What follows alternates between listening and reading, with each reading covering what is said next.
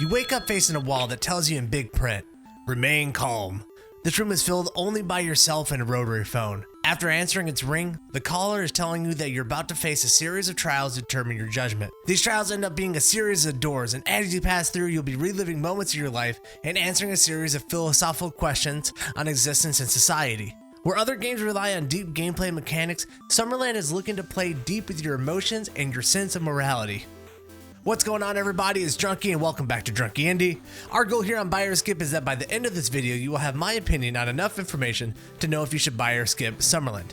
If you enjoyed this review while you're watching and you want to help us out, leaving a thumbs up helps other people find this channel and this video. If you enjoyed the content here on Drnkie Indie and you're new here to the channel, subscribe and turn on the notifications so you can come back for more reviews and indie game videos. This is Summerland, and here's my review.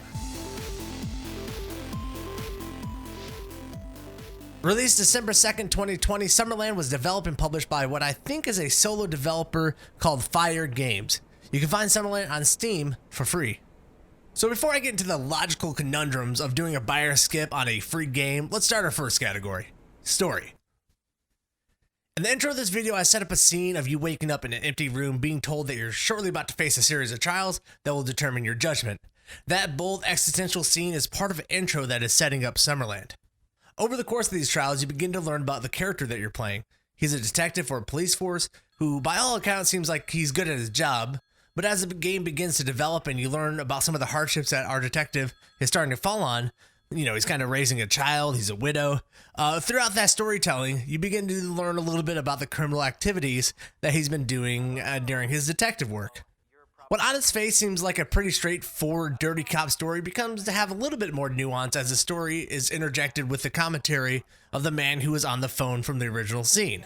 He's the one that is judging our character, and by this point you kind of surmise that you're in the afterlife, whatever that is, and he's the one who's going to tell us whether or not we're getting to a good place or a bad place. Whatever that means to you as a player is kind of left ambiguous, so it's up for you to decide.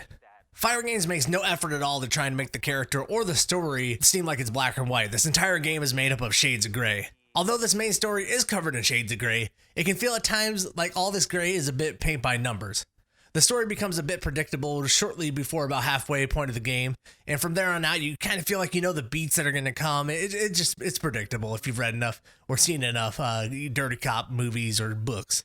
While the objective of the storyteller and its writing is to create this sense that it's hard to judge our detective character for his motives because of all this grayness that is surrounding his life, I feel the story ends up being a bit more black and white in the end, kind of with it ending more up on the black side than I believe the writer intended.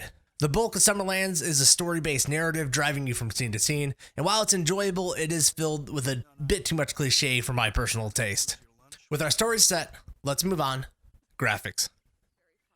There's a certain brand of graphics that is widely used in indie games nowadays from certain developers. All the assets are purchased or downloaded off a marketplace, I think it's Unity, and they all look pretty high quality. Honestly, the game looks really well put together because of this. If I had to draw similarities to what you can expect, I would point to games kind of like Phasmophobia. The graphics are by no means unique. They lack that soul that art made specifically for a game provides it. But in the end, they do let smaller developers create games more independently, faster, and cheaper. I also think that Fire Games here has a few really good tricks up their sleeves to make these things feel a bit better than they might actually be. The lighting of this game feels pretty good. There are good moments where the god rays are shining through the trees, or there's a lot of lens flare hitting you from different angles. And for the most part, what all this lighting is doing is just making the game feel like it's hitting above its weight class graphically.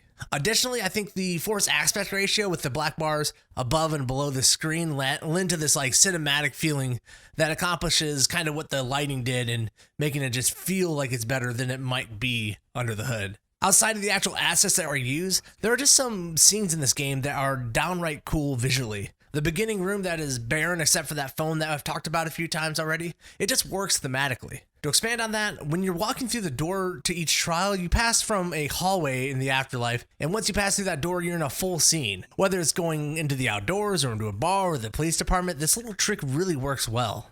It's little tiny moments like this that make Summerland kind of feel special in its own tiny little space of game dev. And finally, the last scene of this game is actually pretty stunning from a visual aspect. Like the composition of it just looks really good. You're in all this, tall white grass. There's a door in the middle of it. You decide one way or the other. It just feels great. And while the graphics of this game might not seem unique to it, the developer Fire Games did a lot of work to make the sum of these parts greater than what they would have been. Let's move on. Gameplay.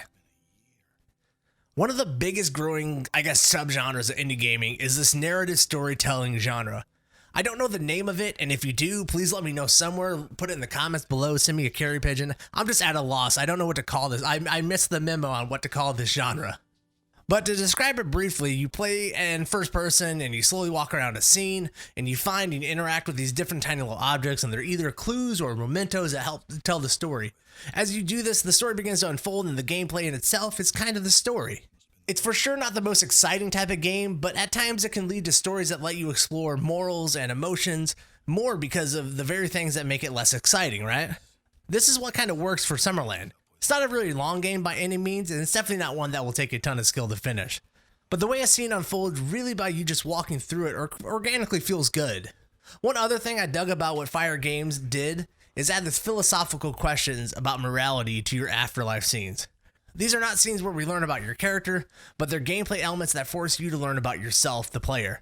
They're asking you to decide the differences between utilitarianism or categorical imperative. They become gamified as, A or B buttons that you have to decide on what's right, and they kind of play off what's going on in the game. It's a really cool little gameplay element.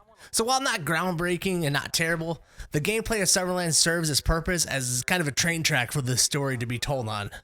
Moving on, sound. The big deal with sound in Summerland will come down to voice acting. This game really has no soundtrack at all. And real quick, this choice to leave you free of most background music in a way grounds the game in reality just as much as the graphics do.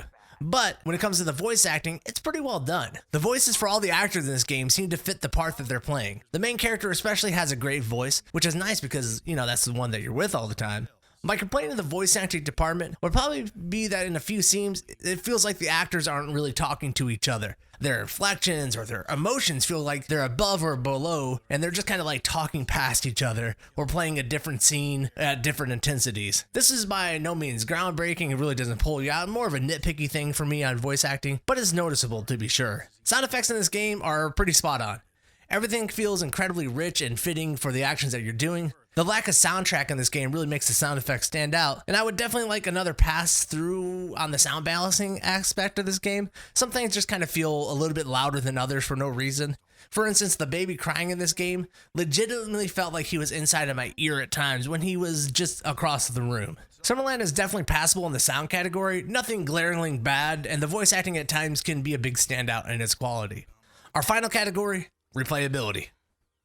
So earlier in this review, I mentioned that it wasn't a long game. I wasn't exaggerating there. Summerland will only take you about 2 hours to complete. It's a fairly straightforward game, and it's on tracks, right? So once you put it in motion, it'll have you pulling into the station just about the same time as everyone else.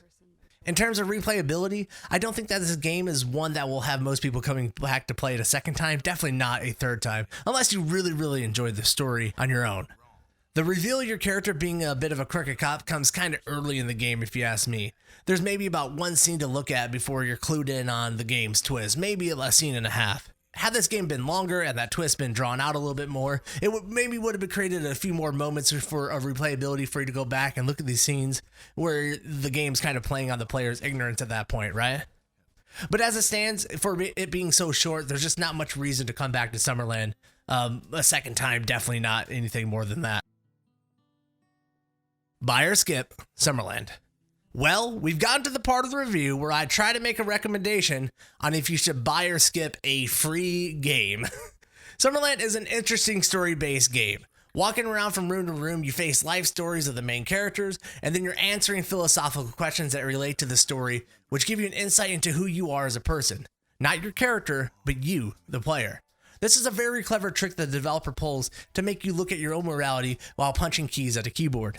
I found myself having discussions with my Twitch stream about these questions before I decided on which one to choose. Where a lot of larger games that just kind of have you turn off a little bit and go along with the narrative, Summerland really makes you pause for a second and really think. It's for that reason that if you're buying this game with the time you spend playing it, get it? There we go. Then I think you should absolutely buy Summerland. Oh, and also think about donating to this kid's studio. He's like a high school kid. He made this game like all by himself. Think about donating there, all right? I'll leave that link in the description too. All right, everyone, that is the review here for Drnkie Indie this week. Thank you for checking us out for our weekly review. Hope you enjoyed our review of Summerland. Hope it informs you whether or not you should buy. I guess it's free to play. So whether you should pick up or skip Summerland. All right, we'll see you guys on the next review next week. Bye, everybody.